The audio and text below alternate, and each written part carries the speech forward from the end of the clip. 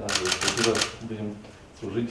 Теперь граждане России, так Екатерина, Ричард и Джимми Люльковичи первыми получили заветные документы, познакомились и с новыми правами и обязанностями. Добровольно и осознанно принимаю гражданство Российской Федерации.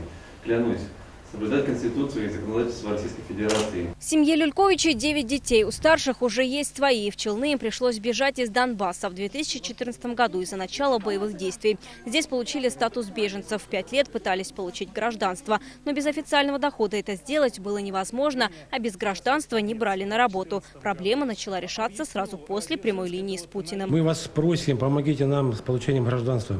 Буквально сразу к ним выехали представители Челнинского исполкома, а на следующий день в миграционной службе приняли документы. Семью включили в госпрограмму по содействию переселению соотечественников. Это позволило им получить гражданство в упрощенном порядке. Сегодня Люльковичи не сдерживают радости. Говорят, такая оперативность им даже и не снилась.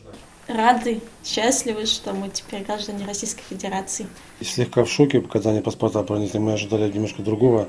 Просто такими темпами они начали все делать. Большое спасибо. В скором времени гражданство получат и другие члены семьи. А после они смогут продвинуться и в решении квартирного вопроса. Сменить съемное жилье на собственное. Вероника Гайнудинова, Ленар Султанов, ТНВ. Набережные Челны.